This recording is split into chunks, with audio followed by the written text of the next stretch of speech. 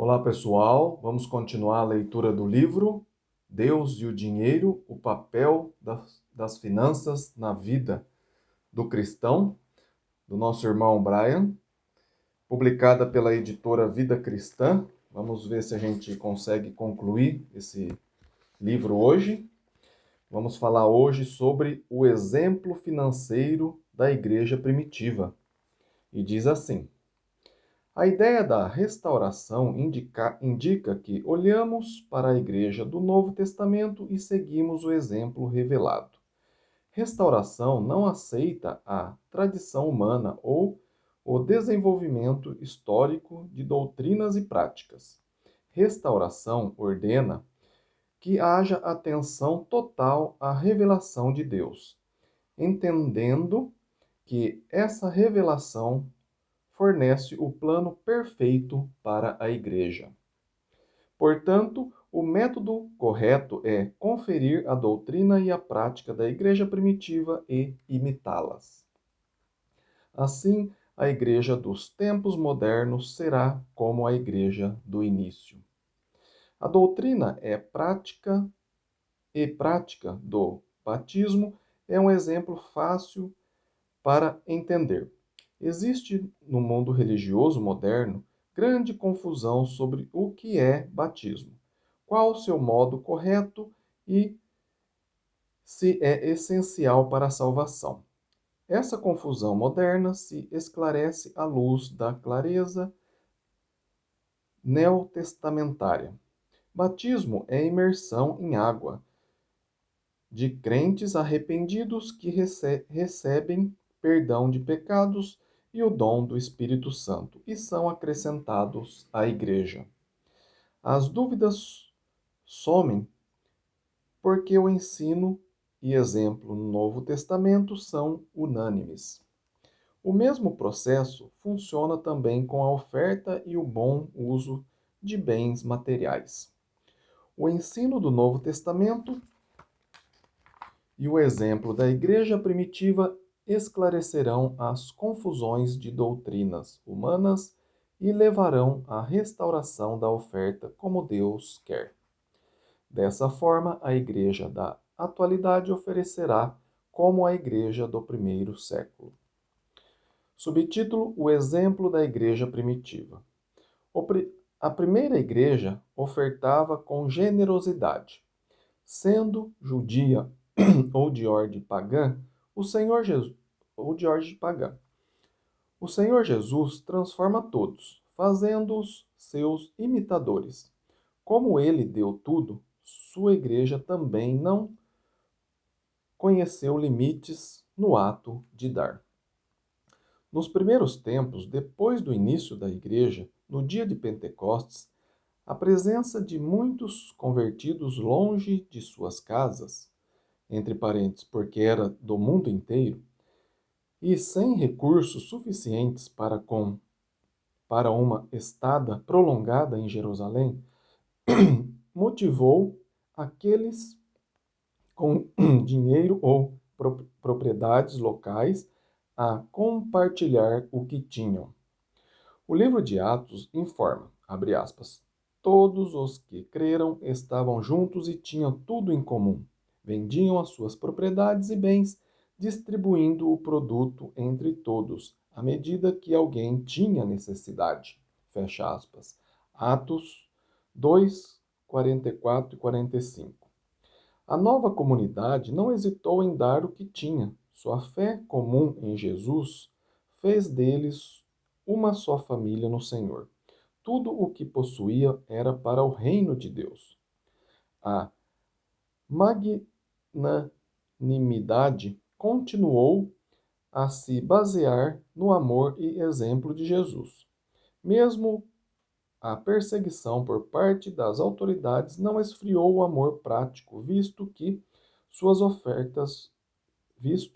nas suas ofertas generosas. Em Atos 4, 32 a 37, relata mais essa fase dos primeiros meses da igreja em Jerusalém. Abre aspas. Da multidão dos que creram era um o coração e a alma. Ninguém considerava exclusivamente sua nenhuma das coisas que possuía. Tudo, porém, lhes era comum, pois nenhum necessitado havia entre eles. Porquanto os que possuíam terras ou casas, vendendo-as, traziam os valores correspondentes e se distribuía a qualquer um à medida que alguém tinha necessidade. Fecha aspas. A expansão do Evangelho não diluiu a mensagem nem a reação generosa dos novos convertidos. Na Macedônia, os discípulos rogavam a Paulo a oportunidade de participar da oferta especial para os pobres da Judéia. Queriam tanto, não por terem dinheiro sobrando, mas por motivos espirituais, apesar da sua pobreza material. O apóstolo destaca, abre aspas, abundância de alegria e grande riqueza da sua generosidade, fecha aspas, segundo Coríntios 8:2. A chave é que, abre aspas, deram-se a si mesmo primeiro ao Senhor, fecha aspas, está no versículo 5. A igreja primitiva, mesmo em terras pagãs, demonstrou sempre um forte desejo de usar seus bens para a obra do Senhor. Subtítulo: As razões de tanta liberalidade. Entregar totalmente ao Senhor. Ninguém totalmente dedicado ao Senhor conseguia ofertar pouco. Depois de entregar sua vida inteira, nunca fazia a insensatez de ser egoísta com o seu dinheiro. Infância da Igreja. Ninguém jamais ouviu sobre contribuir pouco. No início da Igreja, a pregação era tudo ou nada. Confiança em Jesus. Todos sabiam que Jesus cumpre sua palavra. Ele disse, abre aspas, buscai, pois, em primeiro lugar, o seu reino e a sua justiça, e todas estas coisas vos serão acrescentadas. Fecha aspas. Mateus 6:33. A sombra da cruz. Com a morte recente de Jesus, o Filho de Deus, dando sua vida para a salvação de todos, os salvos ofertavam da mesma forma. Considerar o quanto Jesus deu aumenta em muito a generosidade dos seus seguidores. Nossa reação. Sim, antes de ofertar, devemos considerar o que Jesus deu para nos salvar. Meditando no seu amor total, imitaremos o exemplo da igreja primitiva e seremos generosos. Nunca conseguiremos dar tanto quanto ele. A letra do hino nos desafia a responder com liberalidade ao amor sacrificial de Jesus. Morri na cruz por ti, morri para te livrar. Meu sangue sim verti e posso te salvar. Morri, morri na cruz por ti, que fazes tu por mim? Vamos para o outro tema, as finanças da igreja. As finanças da igreja são o negócio de todos os discípulos de Cristo. Não é para pensar que quem cuida das finanças são eles, um grupo restrito. Em Cristo nunca é para dizer eles, mas sempre nós. Por isso, as finanças da igreja são assunto de todos nós. A igreja não é uma instituição conduzida por uma categoria, mas é o povo de Deus guiado pelo próprio Senhor. Assim, não há só uns poucos que têm responsabilidade, mas todos nós. Sobre as finanças da igreja, a pergunta certa é: o que é que nós vamos fazer com o dinheiro do Senhor? Primeiro, 1 Coríntios 16:2 ensina como manejar as finanças da igreja. O processo é simples. A igreja vai, entre aspas, juntando todos os domingos suas coletas. Abre parênteses. Entesourando seria a tradução literal do termo grego, fecha parênteses, para depois ir gastando de acordo com os propósitos que Deus dá à igreja. Subtítulo: A bênção do planejamento. A oferta do discípulo e as finanças da igreja devem ser bem planejadas. Darão assim mais glória a Deus, além de promover mais trabalhos espirituais. Planejamento financeiro se faz por meio de um orçamento. Um orçamento é uma estimativa de receita e de despesas, de quanto dinheiro vai entrar e quanto e como esse dinheiro será gasto. Cada discípulo precisa ter seu orçamento pessoal para planejar corretamente quanto vai ofertar cada domingo. Assim, ele pode cumprir as duas frases de 1 Coríntios 16, 2, abre aspas, ponha de parte e, segundo tiver proposto no coração, fecha aspas. Sem um orçamento, mesmo informal ou até só na cabeça, é impossível agradar a Deus com as ofertas. Para a igreja, o orçamento se torna mais importante ainda. O orçamento permite à igreja planejar seu trabalho e decidir de antemão como serão os gastos e quais os investimentos e trabalhos espirituais. Sem orçamento, a igreja fica refém das contas a pagar e dívidas para saldar. Nunca consegue ter dinheiro para missões, evangelismo e outras obras prioritárias. Sem um orçamento, nunca haverá dinheiro sobrando para iniciar novos trabalhos. O orçamento prevê os gastos e os ordena de acordo com a palavra de Deus e a capacidade financeira da congregação. Em 1 Coríntios 16, 2, o apóstolo acrescenta, abre aspas, para que se não faça coleta quando eu for, fecha aspas. Ensina que deve haver planejamento anterior para que, na sua chegada, sem atropelos, o dinheiro para a igreja de Jerusalém esteja pronto. O mesmo princípio rege todas as atividades da igreja. Na hora certa, sempre haverá dinheiro para as obras importantes, porque houve planejamento prévio, houve orçamento. Aliada ao orçamento está a disciplina para gastar exatamente quanto e como se planeja. Não adianta nada fazer orçamento se não for seguido. O orçamento feito com muita oração deve ser seguido por completo. Desta forma, todos os discípulos sabem quais serão os gastos e podem ofertar de acordo e, se quiserem acrescentar mais trabalhos, sabem que será possível somente com o aumento da sua oferta. Subtítulo: Bom uso dos fundos. O orçamento da igreja e suas despesas reais devem refletir o Evangelho e a ordem de Jesus de fazer discípulos. Ao invés de somente pagar contas, as finanças da igreja devem abrir novos campos e solidificar a base já estabelecida. As prioridades são três: evangelismo e edificação, benevolência e sustento de nossas famílias. Primeiro, o dinheiro da coleta evangeliza os perdidos e edifica os salvos.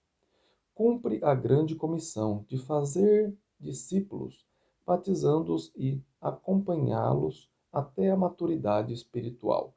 Inclui possíveis gastos com materiais, trabalhos missionários, evangelistas e prédios. Benevolência também merece destaque no orçamento. O ensino é claro, abre aspas, enquanto tivermos oportunidade, façam o bem a todos, mas principalmente aos da família da fé, fecha aspas. Gálatas 6, 11. É 10. A Igreja cumpre o grande mandamento de amar a Deus e a seu próximo. O cumprimento da lei de Cristo se vê com nitidez no planejamento financeiro. Finalmente, há o sustento de nossas famílias, que é uma obrigação individual. Como em 1 Timóteo 5,8 declara, abre aspas, se alguém não tem cuidado dos seus, e especialmente dos da própria casa, tem negado a fé e é pior do que o descrente, fecha aspas. Por, portanto, cuidar da família também é obra do Senhor. Em tudo deve haver a mais perfeita contabilidade. A desculpa de uns para não ofertar, abre parênteses, eles não gastam bem o dinheiro, fecha parênteses, nunca pode ser a verdade. O bom uso dos fundos ofertados é imprescindível para o crescimento futuro da igreja na sua vida financeira. Alvo glorioso, subtítulo.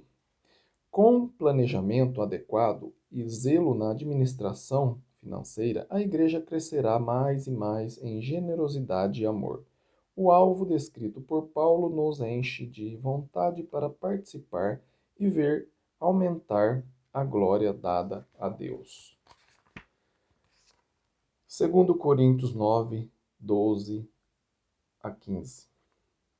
Abre aspas. Porque o serviço dessa assistência não só supre a necessidade dos santos, mas também redunda em muitas graças a Deus, visto como, na prova desta ministração, glorificam a Deus pela obediência da vossa confissão quanto ao Evangelho de Cristo e pela liberalidade com que contribuis para eles e para todos, enquanto oram eles a vosso favor com grande afeto, em virtude da superabundante graça de Deus que há em vós.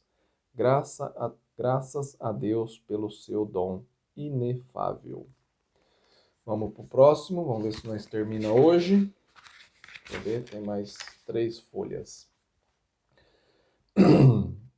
Testemunho pessoal. Sim, o plano de Deus funciona. Já testei, já experimentei, já vi o resultado na minha vida. Não resta dúvida de que Jesus tem razão quando ensina sobre a administração financeira.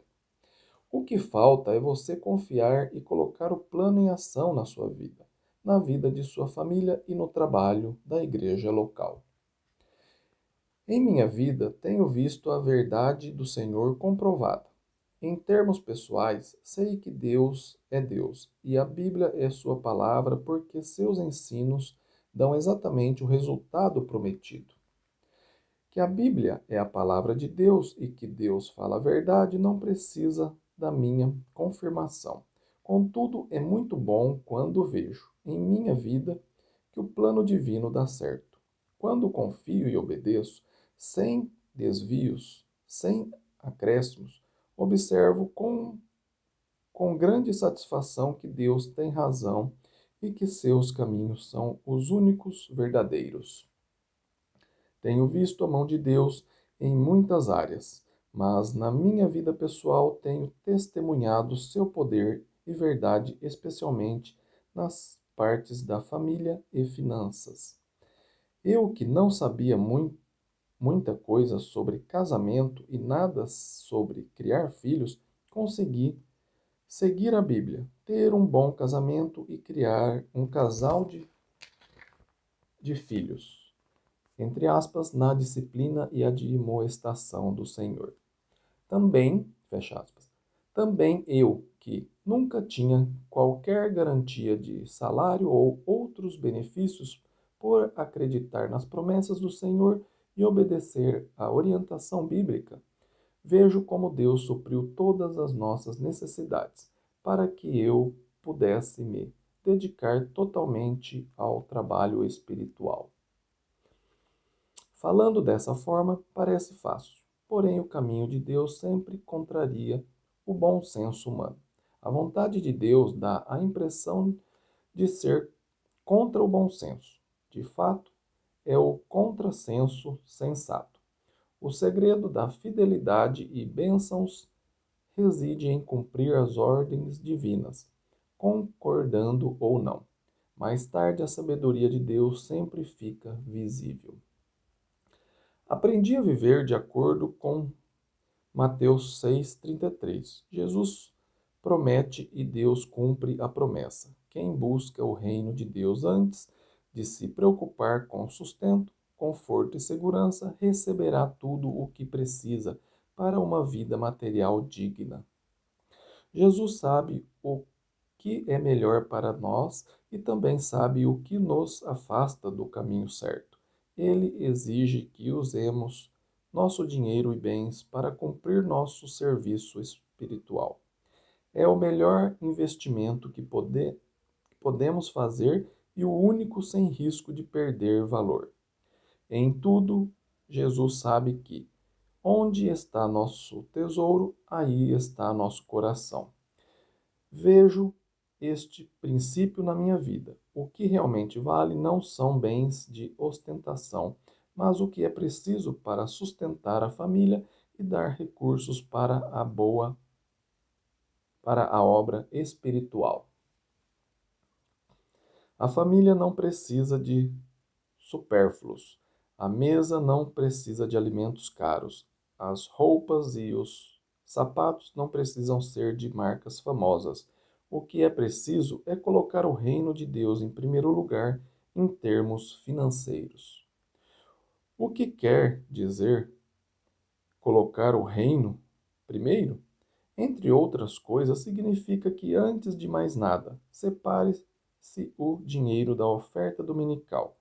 Generosamente em ofertar, praticamente garante ter dinheiro para tudo o que é necessário. Deus multiplica os recursos dos generosos. Vez após vez, testemunhei esse fenômeno. Como, segundo Coríntios 9:8 declara, o Senhor forneceu amplos meios para seu trabalho.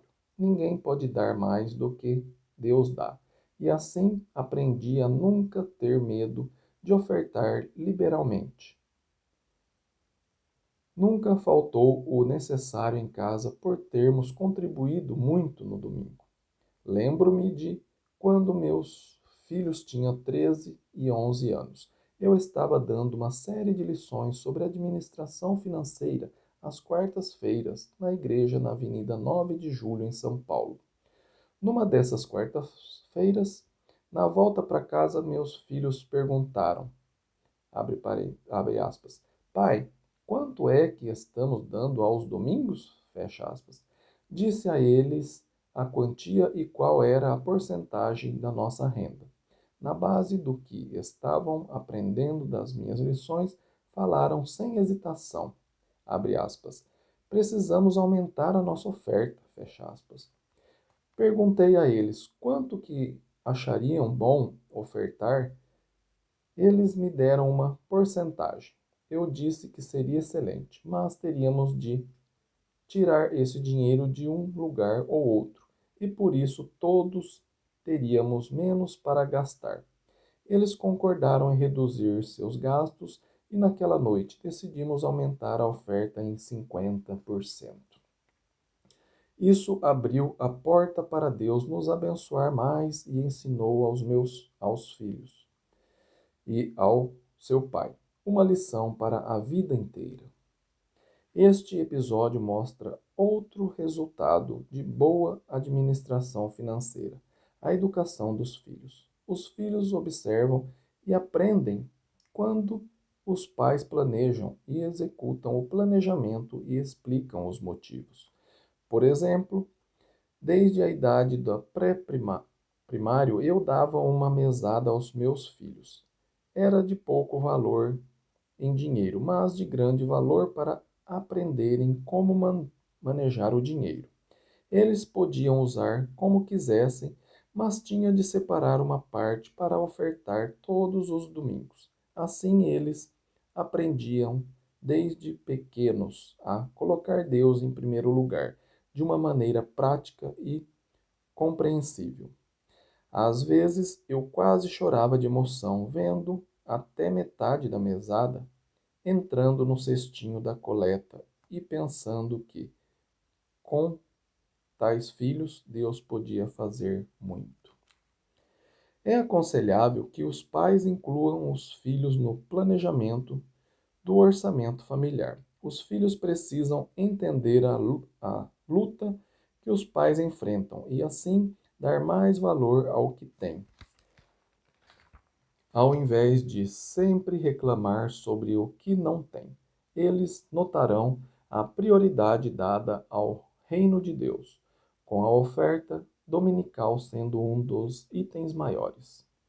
Junto três passagens do Novo Testamento para concluir meu testemunho pessoal.